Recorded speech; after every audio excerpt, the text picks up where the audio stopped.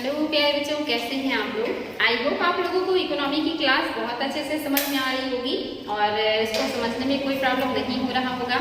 इसके पहले आपने जो है मुद्रा एवं बैंकिंग प्रणाली के बारे में बहुत अच्छे से देखा। मुद्रा बाजार एवं बैंकिंग प्रणाली का जो चैप्टर हम लोग पढ़ रहे थे उसमें हमने दो जो है क्लासेस देखे हैं और इसके अलावा जो चीज़ें बच रही हैं इसे हम 2 क्लास में खत्म करेंगे और यानी कि लगभग आपका 4 क्लास मुद्रा जो है बाजार एवं बैंकिंग प्रणाली पे बनेगा। ये काफी इंपॉर्टेंट चैप्टर है, यहाँ से एग्जाम में बहुत ज्यादा क्वेश्चन आता है, इसीलिए इस चैप्टर के जितने भी इंपॉर्टेंट पॉइंट हैं वो हम आप लोगों के सामने रख रहे हैं ताकि आप लोगों को एग्जाम में क्वेश्चन सॉल्व करने में प्रॉब्लम ना हो। तो चलिए बच्चों, आज की क्लास की शुरुआत करते हैं और आज जो आपका हेडिंग है, ये सबसे पहला जो हेडिंग है ये ICRR incremental cash reserve ratio.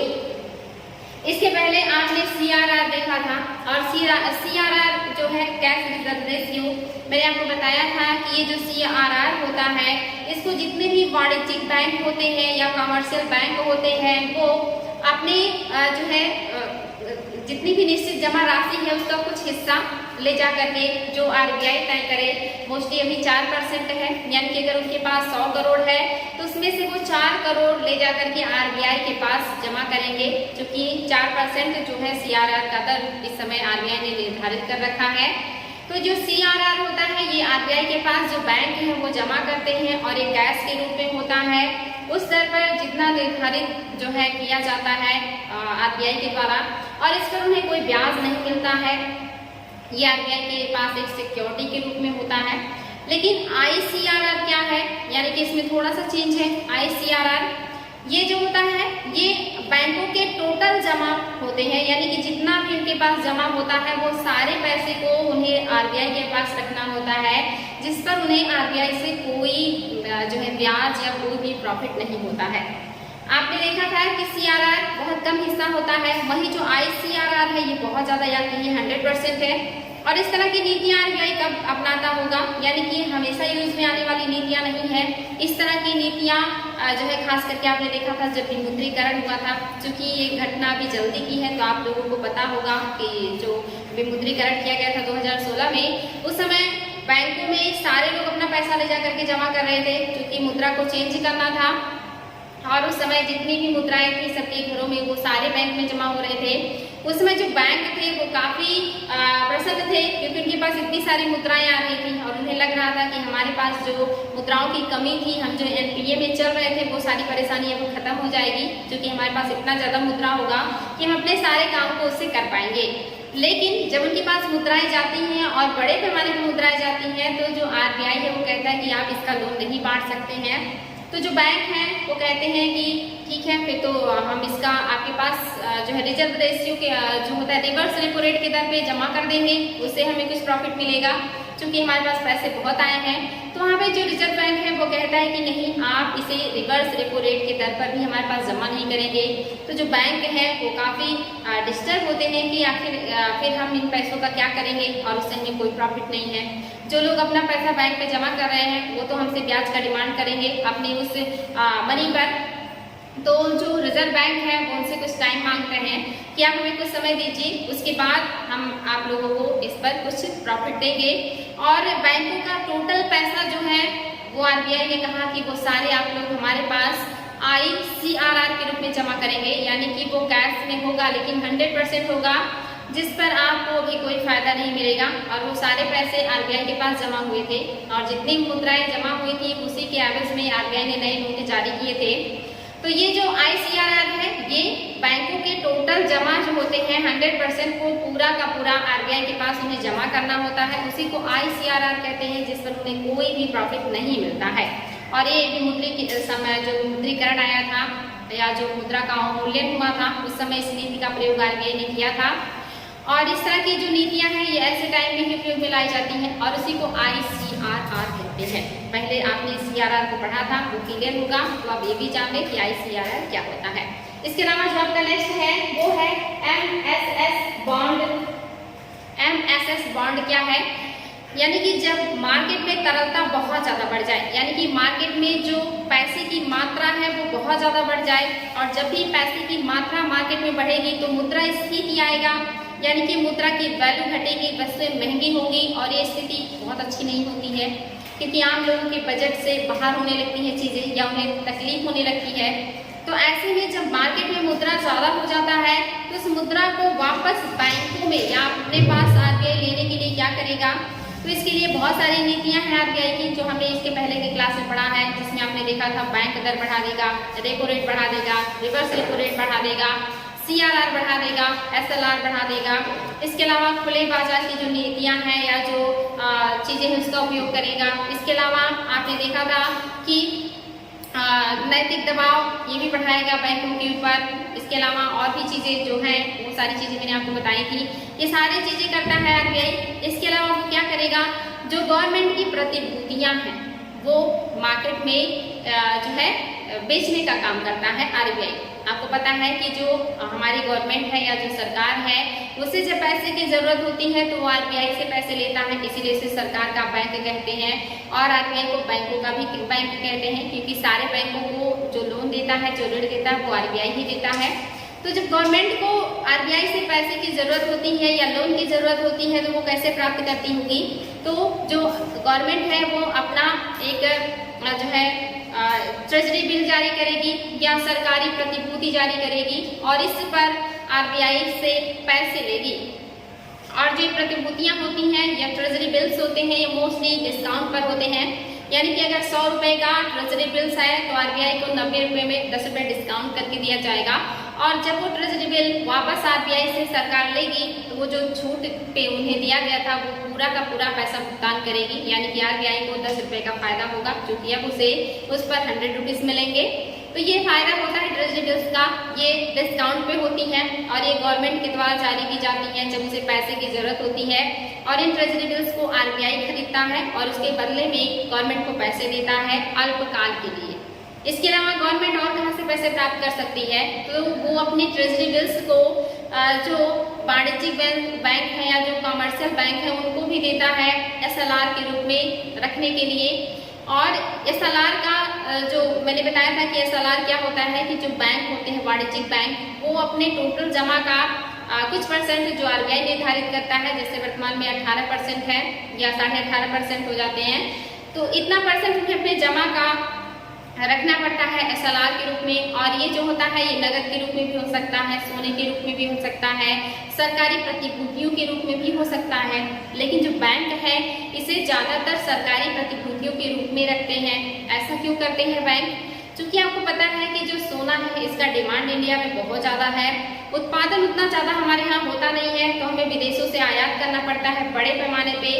ऐसे में अगर जो वाणिज्यिक बैंक है, सारे वाणिज्यिक बैंक अपने पास जो एसएलआर है उसको सोने के रूप में रखने लगेंगे तो मार्केट का ज्यादा से ज्यादा जो सोना है वो बैंकों के पास चला जाएगा और एसएलआर के रूप में जमा हो जाएगा और मार्केट में सोने की कमी हो जाएगी, जिसके लिए सरकार को विदेशों से और ज्यादा आयात करना होगा, क्योंकि हमारे यहाँ की जो जनता है वो सोने का डिमांड बहुत करती है।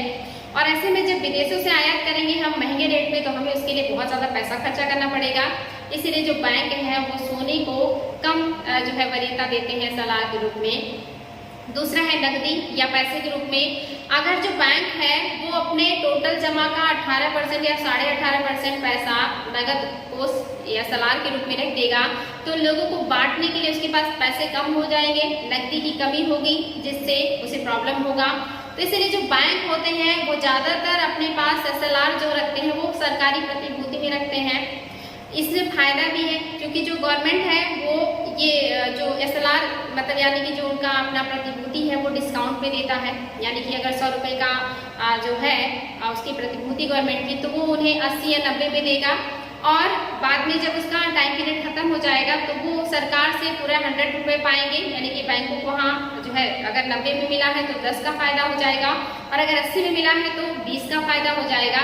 तो इससे बैंकों को फायदा रहता है क्योंकि उनके पास जो जमा है प्रतिभूति उस पर उन्हें ब्याज मिलेगा या डिस्काउंट पे मिला हुआ चीज उन्हें पूरी कीमत मिलेगी तो उन्हें फायदा होगा। इसीलिए वो ज्यादातर जो अपने पास एसएलआर रखते हैं वो सरकारी प्रतिभूति के रूप में रखते हैं क्योंकि अल्पकाल के बाद उन्हें अच्छा खासा अमाउंट मिलेगा गवर्नमेंट से।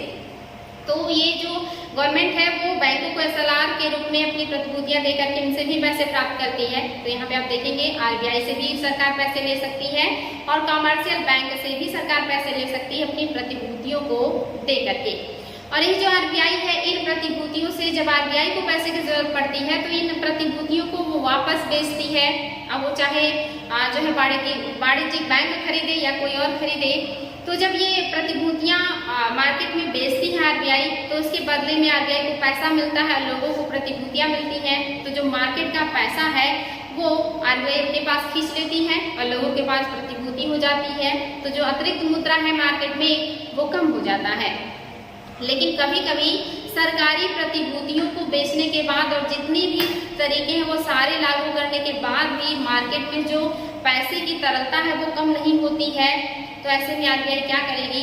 तो आरबीआई वहां पर अपना बॉन्ड जारी करती है, अपनी प्रतिभूति छापती है और उसी को कहते हैं MSS, यानी कि मार्केट स्टैंडिंग, यहाँ पे आपका फुल फॉर्म है मार्केट स्टेबलाइजेशन स्कीम। यानी कि ये जो है आरबीआई जारी करता है और ये बहुत अल्पकाल के लिए होता है और इसे आरबीआई बेचती है और इसके द्वारा जो मार्केट में पैसा होता है उसे प्राप्त करने का प्रयास करती है। यानी कि अगर छोटे से जो है भाषा में या छोटे से आपको मतलब मैं समझाना चाहूँ वर्ड में, तो जो आरबीआई के पास सरकारी प्रतिभूतियां होती हैं, जब उनको बेचने के बाद भी मार्केट का जो तरलता है, जो पैसा है वो कम नहीं होता, तो आरबीआई उसे कम करने के लिए अपना खुद का स्कीम जो है जारी करती है, अपना खुद का प्रतिभूति जारी करती है, जो कि बहुत शॉर्ट टाइम के लिए होता है और जिसको बेचने का और उसके पैसे का जो अधिकार होता है वो आरबीआई का होता है।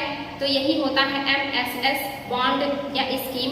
वेरी वेरी इंपॉर्टेंट है बच्चों, ध्यान देंगे इसको। ये बहुत विकट परिस्थितियों में ही जारी किया जाता है आरबीआई के द्वारा, अन्यथा इस तरह के बॉन्ड आरबीआई जारी नहीं करता है।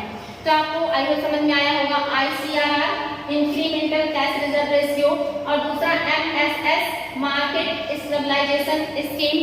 इसके अलावा एक और वर्ड है तरलता संजाल, लिक्विडिटी ट्रैप। ट्रैप मीन्स होता है जाल, यानी कि जो तरलता है जब वो फंस जाए बैंकों में। जैसे आपने देखा था कि जब विमुद्रीकरण हुआ था उस समय जो पैसा था वो बैंकों के पास चला गया था, यानी कि सारे लोग अपने घरों से पैसे निकाल करके जो भी इधर उधर छुपा करके रखे थे वो सब पैसे उन्होंने बैंक में जमा कर दिए।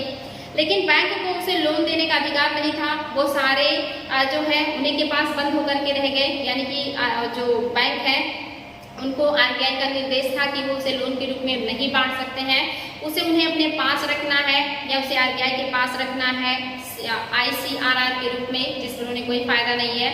यानी कि जो पैसा है वो बहुत है लेकिन वो बैंकों में ही फंस के रह जाए, मार्केट में ना निकले, बाहर जो है तरलता की कमी हो जाए, तो इसी को क्या कहेंगे? तरलता संजाल।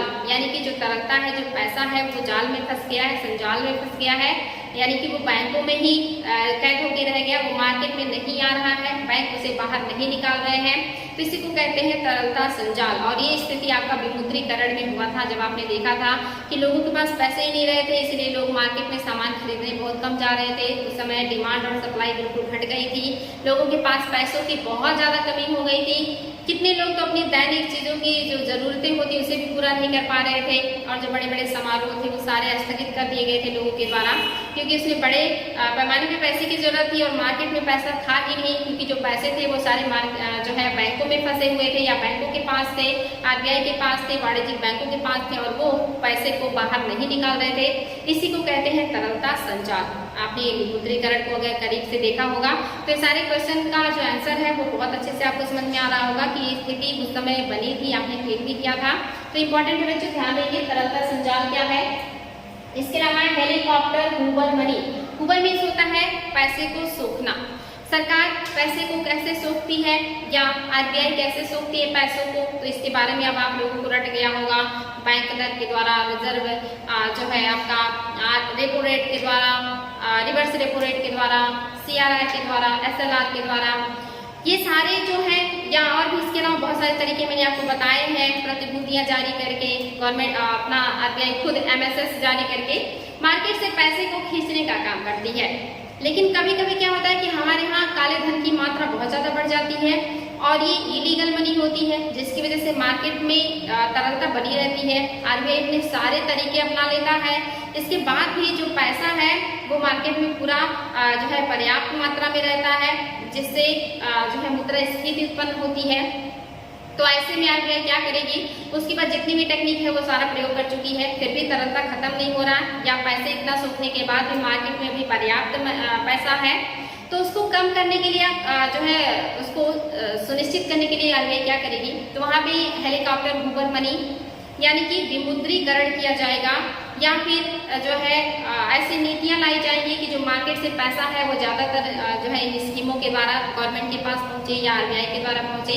यानी कि उसमें सबसे बड़ा जो बढ़िया तरीका है वो विमुद्रीकरण का है, यानी कि मुद्रा का अवमूल्यन कर दिया जाए, मुद्रे को जो पुरानी मुद्रा उसको समाप्त करके नई मुद्रा जारी कर दिया जाए, जिससे जो काला धन है या जो मार्केट में पैसा बहुत ज्यादा मात्रा में है वो सारे बैंकों में आ जाएंगे। आपने देखा था कि जो लोगों के पास पैसे थे वो किस तरह से बैंकों में जमा करने के लिए लोग लंबी लंबी लाइन लगा करके पैसा जमा कर रहे थे और मार्केट में पैसे की कमी हो गई थी।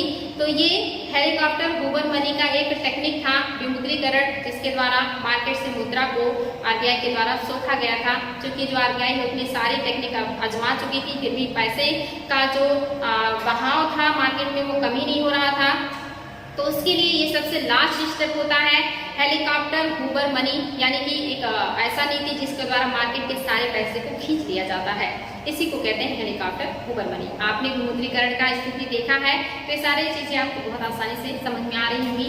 इसके अलावा दूसरा आप देख रहे हैं हेलीकॉप्टर ड्रॉप मनी, यानी कि हेलीकॉप्टर से पैसे को ड्रॉप करना, नीचे गिराना, लोगों को बांटना, ये इसका मतलब होता है। लेकिन ऐसा नहीं होता है, यानी कि जब मार्केट में जो है पैसे की कमी हो जाए, बहुत सारे जो रेपो रेट है उसको घटाने के बाद भी, रिवर्स रेपो रेट घटाने के बाद भी, बैंक दर घटाने के बाद, इन सारी नीतियों को करने के बाद भी आरबीआई देखता है कि मार्केट में तरलता उतनी नहीं है या पैसे की मात्रा उतनी नहीं है जितनी होनी चाहिए। तो ऐसे में आरबीआई क्या करेगा, बैंकों के द्वारा पैसे मार्केट में ना भेज करके एक दूसरा तरीका अपनाता है गवर्नमेंट के द्वारा। क्योंकि गवर्नमेंट मोस्टली आरबीआई से ही अपना जो जरूरत है पूरा करता है, पैसा उसी से लेता है और गवर्नमेंट हमेशा इसी कोशिश में लगी रहती है कि आरबीआई से ज्यादा पैसा मिले ताकि वो अपने काम को कर सके। और ऐसे में जो आरबीआई है वो सरकार को ऑफर देती है कि आपको जितने पैसे की जरूरत है आप ले जाइए और जितनी सरकारी योजनाएं हैं जो लोगों के लिए आपने बनाए हैं उन सारी योजनाओं में इन पैसों को लगा करके लोगों तक पैसे पहुंचाइए। क्योंकि जब योजनाएं चलेगी तो लोगों को बड़े पैमाने पे रोजगार मिलेगा, बड़े पैमाने पे चीजों की खरीद बिक्री होगी और वहाँ पे पैसे का जो आवाजाही है वो मार्केट में बढ़ेगा। तो यहाँ पे जो आरबीआई है ये सरकार के द्वारा या उसकी नीतियों के द्वारा लोगों के पास पैसा पहुँचाने का काम करती है, जिसके लिए जो आरबीआई है वो नए नोट छापती है और उसे सरकार को देती है और सरकार उसे अपनी योजनाओं के द्वारा जनता तक पहुंचाता है, जिससे जो मार्केट में तरलता है, पैसे की आवाजाही है वो बढ़ जाता है। इसी को कहते हैं हेलीकॉप्टर ड्रॉप मनी, यानी कि जब आरबीआई एक डायरेक्ट एक्शन ले, चाहे पैसे को खींचने के लिए या पैसे को मार्केट में उतारने के लिए, तो उसी को कहते हैं जब वो पैसे को खींचेगा तो हूबर होगा और जब मार्केट में पैसे को उतारेगा तो जो है ड्रॉप होगा। तो बहुत आसान है बच्चों, आई होप अब आपको ये वर्ड्स परेशान नहीं करेंगे, बहुत आसानी से समझ में आ गया होगा। इसके अलावा आता है MSF यानी कि मार्केट स्टेबलाइजेशन जो है इसमें भी किया जाता है, यानी कि जितनी भी मार्केट की जरूरतें हैं उसको पूरा करने के लिए और क्या होगा, तो MSF में क्या किया जाएगा, इसकी अवधारणा 2011 में प्रभावी हुई। ये एग्जाम में आ सकता है कि कब आया था, तो 2011 में प्रभावी हुई है।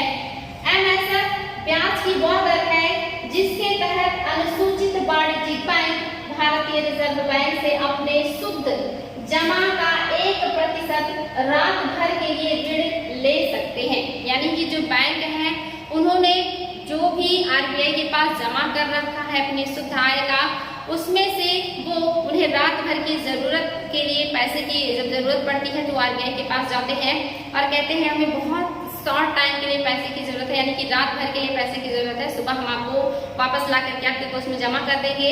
और इसके लिए वो जो भी अमाउंट आरबीआई के पास जमा रखते हैं उसका 1% आरबीआई से रात भर के लिए उधार ले लेते हैं, इसी को कहते हैं MSF।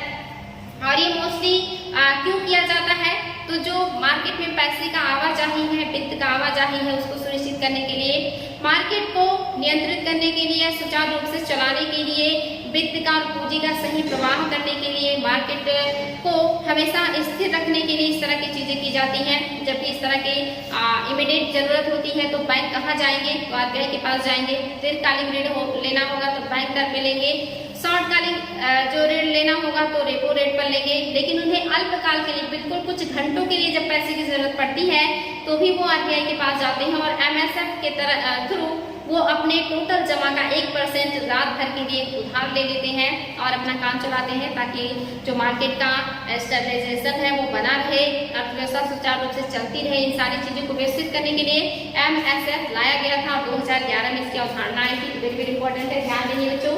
ये है MSF। आई होप आप लोगों को समझ में आया होगा। नेक्स्ट जो हेडिंग है प्रधान उधार दर, प्राइम लैंडिंग रेट PLR। इस पर वाणिज्यिक बैंक अपने सबसे विश्वसनीय ग्राहकों को ऋण देने के लिए तैयार होते हैं। यह न्यूनतम दर होती है, यानी कि प्रधान उधार दर जो है, ये जितने भी वाणिज्यिक बैंक हैं उनके पास बहुत सारे पूंजीपति वर्ग या बहुत सारे बिजनेसमैन आते हैं ऋण लेने के लिए, और बहुत बड़े ज्यादा अमाउंट में वो ऋण लेकर के जाते हैं।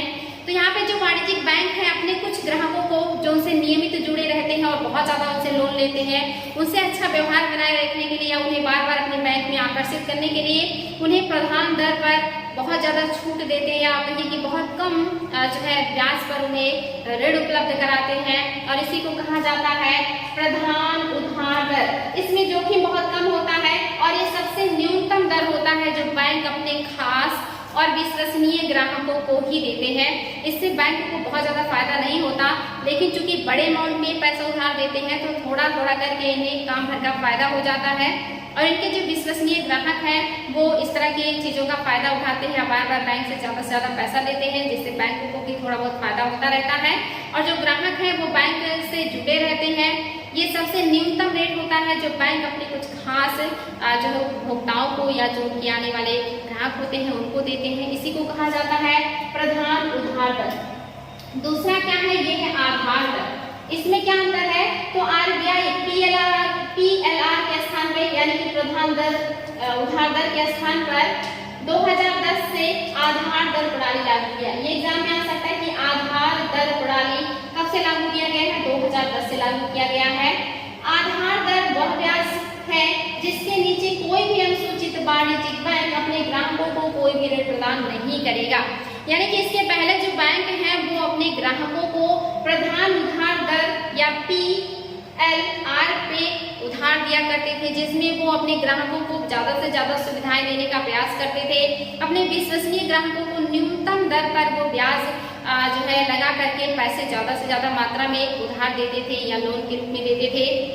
लेकिन गवर्नमेंट ने उसमें क्या किया, या RBI ने उसमें बदलाव किया, और RBI ने 2010 से क्या किया है, आधार दर निश्चित कर दिया और वहां पे लिख दिया कि इससे कम रेट पर आप किसी ग्राहक को लोन नहीं देंगे, यानी कि न्यूनतम इतना है, इसके नीचे आप नहीं जा सकते।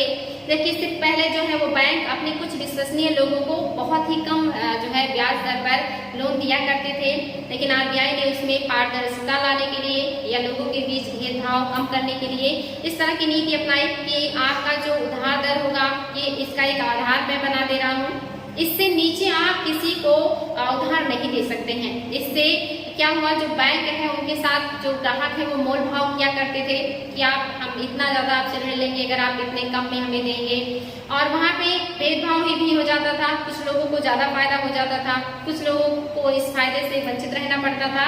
तो इस तरह की स्थिति थी जहाँ पे बैंकों में पारदर्शिता की कमी पाई जाती थी।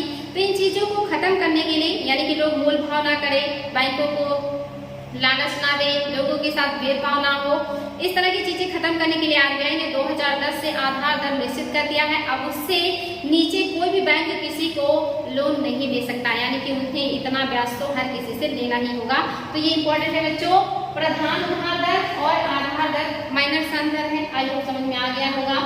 भारत में मुद्रा की पूर्ति की मांग, यानी कि हमारे देश में मार्केट में मुद्रा की आपूर्ति होती है, और वो किस तरह से होती है, किन किन रूपों में होती है, कहाँ कहाँ पे मुद्राएं पाई जाती हैं और किस रूप में पाई जाती हैं, उन सारी चीजों को कहा जाता है मुद्रा की आपूर्ति की माप। उन्हें हम माप करते हैं या उसको RBI के पास उसका डिटेल होता है। RBI को पता होता है कि हमारे जो बैंक हैं उनके पास कितनी मुद्राएं हैं, जो लोग हैं उनके पास कितनी मुद्राएं हैं, सरकार के पास कितनी मुद्राएं हैं, या जो और भी छोटे छोटे वित्तीय संस्थान उनके पास कितनी मुद्राएं हैं और वो किस रूप में है।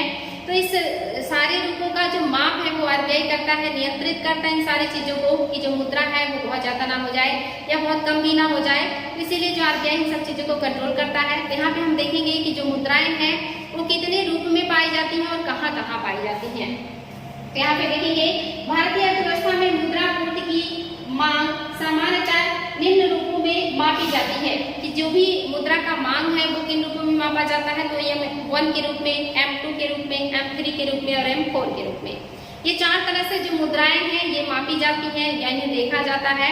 इसमें आप देखेंगे कि अर्थव्यवस्था में मुद्रा का प्रवाह कहाँ कहाँ व्याप्त है, इस बात की जानकारी RBI द्वारा रखी जाती है।